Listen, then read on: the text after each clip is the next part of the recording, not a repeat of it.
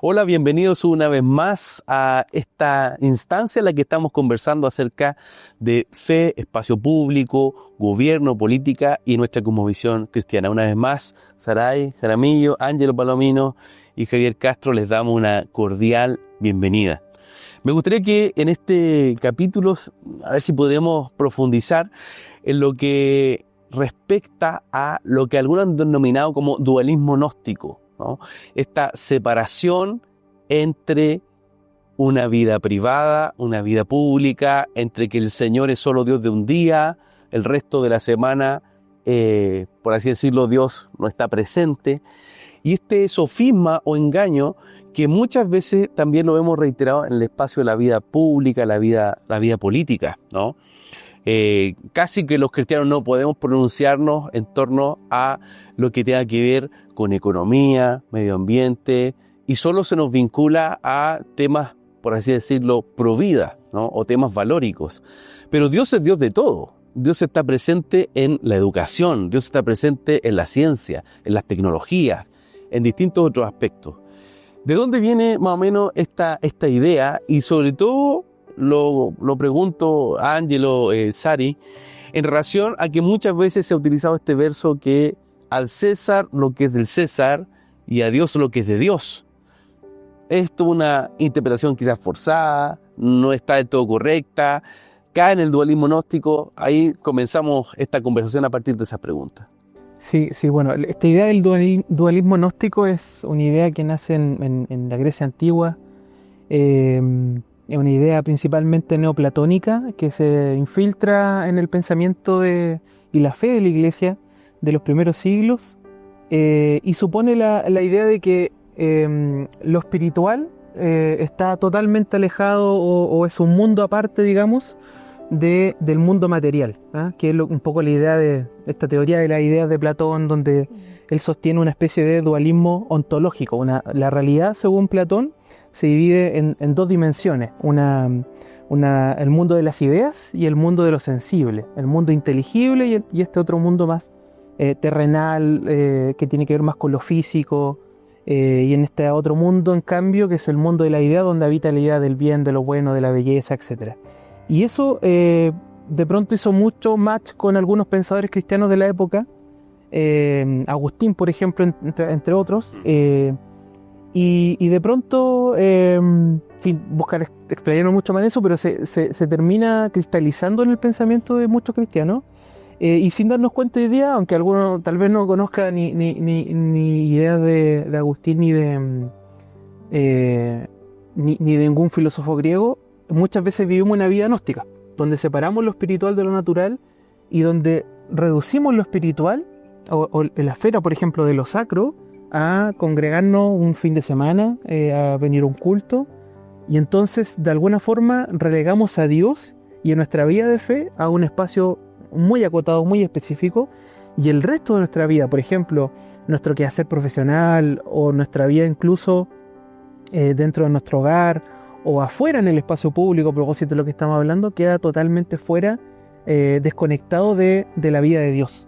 Y es una decisión que a veces uno toma consciente, inconscientemente, pero sin duda es absolutamente inconsistente con nuestra fe. ¿Por qué? Bueno, porque como también tú mencionabas, Saray, en el primer episodio, esta gran frase de Adam Kuyper: no hay lugar sobre la tierra, sobre nuestra existencia humana, sobre la que Cristo no diga mío. Él es Señor y soberano de todo, de toda nuestra vida. Y entonces, claro, algunos muchas veces intentando, de nuevo, consciente e inconscientemente, reforzar esta noción de separación, para también muchas veces enmudecer a la Iglesia respecto de los debates públicos, utilizan esta idea de al César lo que es del César y a Dios lo que es de Dios. Pero es un poquito, como me parece a mí, forzosa esa interpretación y un poquito engañosa, en el sentido de que se utiliza, es engañosa cuando se utiliza para intentar relegar la voz de los cristianos en la vida pública y tratar de sacarla para decir, bueno, si usted quiere hablar de Dios o de sus principios de fe, está bien, pero o sea, uno los puede mezclar, digamos, eso no puede inspirar su vida pública, ¿no? O no puede inspirar su voto, no puede inspirar su vida en sociedad. Entonces tiene que quedar relegado. Y a mí me parece que esa interpretación es un error. Sí me parece que es correcto decir que la Iglesia y el Estado sí deben estar separados, como institucionalmente hablando. O sea, yo creo que los cristianos no aspiramos a una teocracia, ¿no? En ningún caso, aspiramos más bien a una fe pública, en donde nuestras decisiones en el espacio público están inspiradas por nuestra fe y no la separamos, y no debiéramos separarla en función de lo que nos dice el dualismo gnóstico. Es un sofisma, es una forma a veces engañosa, mentirosa de cómo tratar de enmudecernos. También hablábamos en el capítulo pasado de que los cristianos a veces se les intenta sacar de esos espacios de definición, como si nosotros no tuviésemos o que la Escritura no se refiriera también a todas las dimensiones del ser humano. ¿Sí? Sari. Sí, me acordaba de justo lo que estaba mencionando ahora Ángelo. Hubo un tiempo en la historia en que parecía de que la Iglesia, bueno, estábamos hablando de Edad Media, todo eso, donde tuvo una gran participación en la vida pública y muchas de las cosas eran normadas también por los sacerdotes y todo eso. Cuando ya se alzaron estas revoluciones del siglo XIX, fines del siglo XVIII, la Revolución Francesa, los movimientos de independencia, al ver de que la Iglesia tenía un gran poder de decisiones en temas públicos, en temas de economía, en cómo se repartían tierras, etcétera, vino como esta respuesta de estos próceres en decir, bueno, separemos, como decía Ángelo, la Iglesia del Estado. Pero eso, si bien vino a ordenar un poco el mapa político, empezó también a relegar un poco la función de la Iglesia, ¿cierto? Es decir, la Iglesia solamente puede normar o ver en temas que son de lo privado, en temas, el culto también va a empezar a ser normado en cierto tipo de características, pero la vía política, la vía económica, no, eso dejémoslo a los laicos. Y esta idea de la laicidad, ¿cierto? Que también es un sofisma que se ha instaurado en nuestras sociedades y de repente generó con el tiempo una comodidad también de la Iglesia, es decir, tampoco despertaba mucho en algunas personas, muchos cristianos, es decir, bueno, participemos, votemos, por quién va a ser nuestro presidente o algunas leyes que se estén normando. Más bien fue como restringida la vida privada de la fe.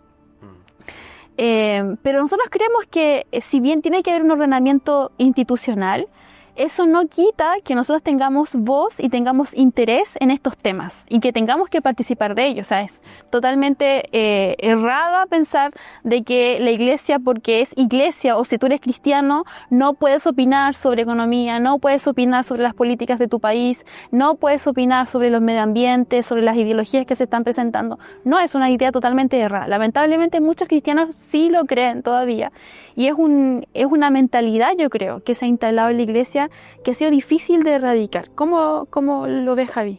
Mira, yo creo que esa mentalidad que tú estás diciendo está asociada a traumas, está asociada a que en la historia también hemos visto maneras torcidas y perversas de cómo se utilizaba la Iglesia.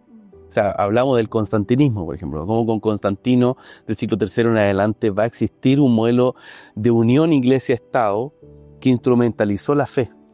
O sea, Constantino instaló obispos tal cual instalaba embajadores, ¿no? Y se crea un modelo político de la Iglesia que en las guerras del siglo XVII, del siglo XVIII en Europa, va a terminar llevando entre protestantes y católicos derramamientos de sangre brutales, ¿sí?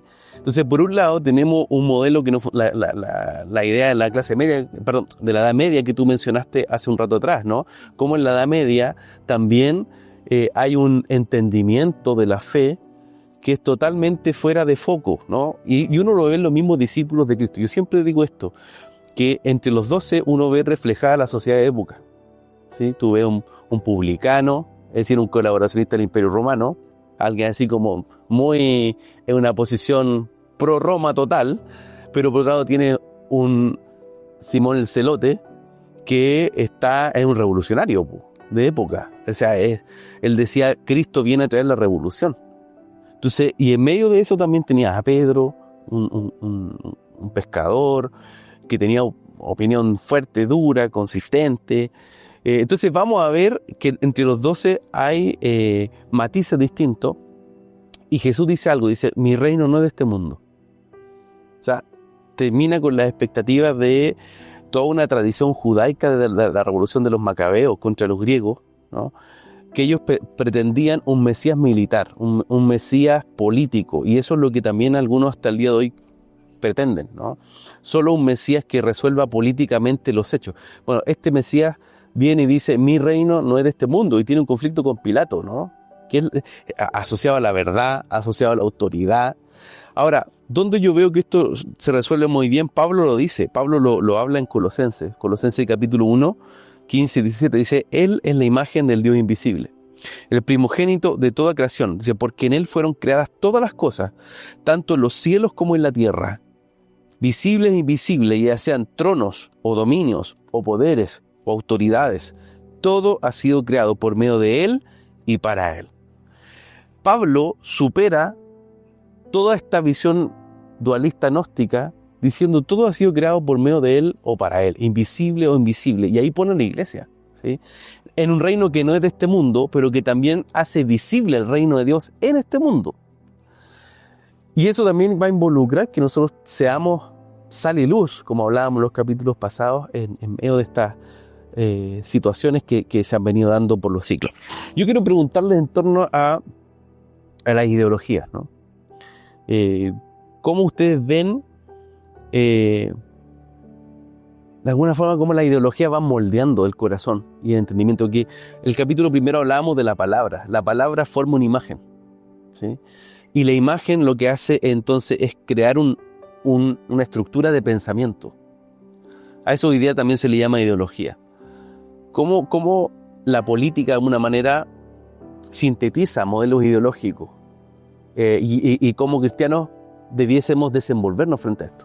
Sí, es interesante porque se produce todo un problema, creo yo, con la ideología, porque creo yo que son intentos humanos de resolver el problema de la caída del ser humano y la lejanía del Señor, y de no estar en su reino, pero a través de una fuerza humana, sin contar con Dios, sacando a Dios de la ecuación. Y entonces, claro, muchos dicen, bueno, tenemos problemas con la desigualdad, falta de igualdad. Pero yo creo que esa posibilidad de encontrar ese nivel de igualdad que muchas veces algunos buscan, creo que se da en el reino de Dios, de la idea de la comunidad de hijos dentro de una iglesia. Otros buscan libertad. Y claro que hay problemas muchas veces con la libertad. Hay falta de libertad, incluso esclavitud. Muchas veces hemos visto en la historia humana.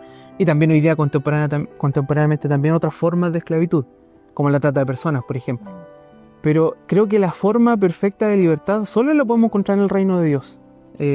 Esa libertad de la esclavitud que también, de nuevo, viene con Cristo en el corazón. Y entonces muchas veces, mi impresión al menos es que las ideologías políticas a veces vienen a reemplazar la verdadera fe del creyente en el corazón. Y entonces actúan también como idolatría muchas veces, ocupando un espacio que le pertenece a Dios, ocupando el espacio que muchas veces le pertenece a la fe en el corazón. Entonces, al menos así yo tiendo a ver muchas veces la ideología. Por eso es que muchas veces hay personas que tú puedes tener evidencia en contra de la posición que tiene alguien y aún así no va a mover de ahí, porque su posición no es solo racional, sino que es una posición también de fe, que está como incrustada en el corazón. Entonces creo que muchas veces la ideología, insisto, operan como un reemplazo de la fe verdadera. Más allá de que, por supuesto, a veces, claro, pueden iluminar aspectos de nuestra realidad que sí requieren intervención, que sí requieren solución, pero de nuevo, muchas veces esas soluciones no reconocen que la solución final viene en el reino del Señor, donde muchos imaginan, por ejemplo, cielos en la tierra, ¿no? Que incluso hasta en campaña a veces nos prometen el cielo en la tierra a los electores, y en realidad los cristianos deberíamos saber que no necesitamos otro Mesías porque ya tenemos un Mesías. No necesitamos otro Mesías político, ¿no es cierto? Ya tenemos un Mesías que es Cristo Jesús y que ya vino a morar en nuestros corazones. Y sin perjuicio de eso, deberíamos, por supuesto, evaluar en su mérito candidaturas, programas, etcétera, que, en fin, será asunto de otro episodio, de otro momento, ¿no? Muy bien. Sari. Sí, pensaba en cómo estas ideologías muchas veces se levantan como ídolos en el corazón. O también son estos anteojos que nos colocamos para poder ver la realidad e interpretarla. lamentablemente, bueno, hay varios tipos de ideología, desde algunas más de derecha, otras más de izquierda, y cada una también tiene sus pros y sus contras. Aquí tampoco es el espacio como para que nos abanderarnos de alguna u otra, sino que queremos como conversar en torno a esto. Pero sí me llama la atención cómo captura el corazón de una generación, cómo hay gente que puede llegar a morir por una ideología, cómo las naciones se fueron a guerra por decir si tú eres más de una postura o si eres fuera otra. O sea, es algo que realmente toma tu corazón, pero también cuando, como decía Ángelo, lo empezamos a debatir y a conversar en entornos cristianos, llama mucho la atención cómo muchos jóvenes, muchas personas están abanderados o revestidos por cierto tipo de ideologías y cómo están muchas veces cegados. Hace unos días, semanas atrás, conversaba con una persona que es mayor, que también es cristiana, y me decía, me justificaba por qué él votaba por la izquierda. Entonces me decía, ¿dónde está Jesús en mi corazón? ¿Y dónde está mi corazón? En la izquierda. Entonces... Claro, entonces yo obviamente yo no iba a entrar en conversación a debatir, pero sí me hacía mucha gracia cómo eso está tan arraigado, digamos, en el corazón de las personas y de los jóvenes sobre todo hoy día, que se levantan como distintas posturas, y creo que eso es un espacio de reflexión en la iglesia, cómo entender que el reino de Dios está por sobre toda ideología, que su gobierno y su dominio es por sobre, y que las ideologías pasan. Son momentáneas, ¿cierto? Van como de un momento se levanta, va avanzando, pero el reino de Dios permanece y sus principios siempre han sido los mismos, son los estables. Creo que muchos jóvenes caen en abanderarse en ideologías políticas y en entrar en estos debates porque no conocen cómo es gobernar. No conocen cómo de otra manera pueden ellos traer el reino de Dios, y creen que ese es el único camino. Y creo que esa es una parte también de cómo se va mezclando el gnosticismo en esta generación, porque ven una puerta y dicen, bueno, si no es es como el celote, si no viene el Mesías, bueno, tomo las armas y me voy, o creo en estas personas, me levanto como estos mesías políticos, pero también es porque no les ha sido revelado el reino, quizás. Totalmente. Una ideología es una idea que conduce, es como una gran idea que conduce, es un marco interpretativo de la realidad. Y nosotros como cristianos tenemos un sistema de creencias, ¿no?, que está aferrado a la palabra de Dios, ¿sí? La Escritura nos muestra una referencia clara, ¿sí? Y al mismo tiempo tenemos el Espíritu Santo que nos va guiando, que nos va enseñando, y como dice la Escritura, nos va guiando a toda verdad y justicia. Entonces, nosotros no podemos anteponer un marco ideológico, ¿sí? Es decir, no podemos tratar de interpretar bajo un sistema caído, ¿sí?, los cielos de una generación, los cielos de una nación. Y ahí creo que va muy de la mano lo que recién decía Sari, o sea, a veces el vacío de un sistema de creencias fuerte, por no conocer la palabra, por no conocer al Espíritu Santo, por no administrar mi propia vida conforme a los propósitos de Dios, termina haciendo que tome rápidamente eslogans o cualquier producto de mercadotecnia política que pueda vender ilusiones, ¿no? Porque hay eslogans que son muy buenos. Todos queremos dignidad, todos queremos justicia, todos queremos menos corrupción, pero ¿a qué costo? ¿Sí? ¿A qué costo? Al costo de sacar verdades bases como la familia, ¿no? O sencillamente tergiversar o vestir de luz algo que no es realmente luz. Entonces creo que es un ejercicio muy importante el que nosotros podamos ver esto. Lo reitero, o sea, Jesús dijo, mi reino no es de este mundo, pero su reino está entre nosotros. O sea, no somos del mundo, pero estamos en el mundo. O sea, ahí vemos a Daniel, vemos a Esther, vemos a José, gente que está en los exilios. No son precisamente sus territorios, ¿sí? Pero son gente para una época específica en la que van a abrir las ventanas de los cielos, van a administrar la semilla, van a impedir que decapiten, que exterminen a su pueblo, porque son gente que tiene llaves para traer no una ideología, sino que para traer la voz de Dios sobre una generación. Y eso tiene contundencia aún más cuando vemos que la fe cristiana ha transformado Occidente, ha tocado naciones, ha tocado generaciones enteras. O sea, no estamos hablando solo de un libro, estamos hablando de un libro que ha cambiado vidas, ¿sí?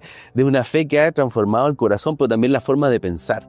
Y hoy día, en la abundancia de una cultura woke, una cultura muy superficial, muy egocentrista, es urgente que nosotros podamos volvernos con profundidad a los principios de la palabra y a los principios de poder oír al Señor con más detalle. Algunas ideas para ir cerrando parte de este capítulo. Creo que nuestra esperanza, nuestra lealtad última está con el reino de Dios, con su justicia, está con Cristo. Y creo que es importante, sobre todo cuando a uno le importan mucho los asuntos públicos de una nación, preocuparse dónde está el corazón, si a veces de pronto está siendo contaminado por estas ideologías de un modo inadecuado, ¿no es cierto? Está siendo permeado y se está transformando en una esperanza, en una especie casi de nuevo evangelio terrenal, inmanente, para traer como una especie de pseudo religiones políticas, para prometer el cielo en la tierra y de alguna forma reemplazar el reino de Cristo. Y creo que en eso tenemos que ser muy cuidadosos, ¿no? De entender que siempre nuestra esperanza, nuestra lealtad está con Cristo y su reino, y no está con mesías políticos como reemplazo idolátrico en el corazón. Totalmente. Sari. Bueno, señalar la importancia de ver dónde está nuestro corazón, ¿cierto? Porque donde está tu corazón, ahí estará tu tesoro, dice la palabra. Entonces, si nuestro corazón está firme en la verdad, ¿cierto? Del reino, del espíritu, de la palabra, y entendemos esto como generación, no deberíamos tener problemas con levantar, como decía Ángelo, ídolos, ¿cierto? O ir tras defender banderas, sino más bien tener esta visión más de filtrar la información. Y poder también, creo que una función importante que tenemos que rescatar es ir a los jóvenes de este tiempo, ¿cierto? Volver a entender los principios, los valores. A mí me gusta mucho hablar sobre, Javier también nos ha enseñado mucho durante los años sobre personas íconos que fueron durante la historia, que marcaron un antes y un después, que son referentes para nosotros. Yo creo que es importante también hablar quiénes son referentes hoy día para los jóvenes, para que no sean ellos sacudidos por cualquier viento de doctrina, como decía Pablo, porque es muy fácil tomar el corazón, y creo que ahí hay que capturar espacios, por ejemplo, en las universidades, los centros de formación. Creo que ahí tenemos que estar, y que esa es nuestra labor en este tiempo. En el siglo XX y parte del siglo XXI, las grandes ideologías, por así decirlo, el nacionalismo, el comunismo, los capitalismos y liberalismos que también vienen con todos estos ismos, ¿no? Han estado llevando a generaciones enteras a guerras como la Primera, la Segunda Guerra Mundial. Alemania cuando inicia siglo XX, la mayoría de su población era cristiana, era luterano, la mayoría. Hace un par de días me tocó revisar algunos archivos y ver cómo incluso laicos y pastores luteranos alemanes se fueron de Chile y se enrolaron al ejército nazi porque era el Mesías, era el cumplimiento, por así decirlo, de el cielo en la tierra, ¿ah? O si uno ve también las memorias de la Unión Soviética y cómo muchos cristianos, ¿no?, fueron llevados al Gulag, fueron perseguidos, y se estableció en los días de Navidad, se estableció en los días, por así decirlo, de santos, a Lenin, a Stalin y otros más como santos laicos. Bueno, vemos que esas mismas realidades se fueron replicando en América Latina con diversos personajes, ¿no? Pero que hasta el día de hoy están tratando de tomar el altar del corazón, ¿sí? Tratando de ser la voz que modela, tratando de ser un personaje que va cambiando y mutando, pero que a la vez sabemos quién es, Lucero, ¿no? Que busca instalar ese gen caído, tratando de reemplazar a aquel que verdaderamente es Rey y Señor, sobre todo, que es Cristo. Queremos invitarle para un próximo capítulo y seguir profundizando en estos espacios. Bendiciones, nos vemos.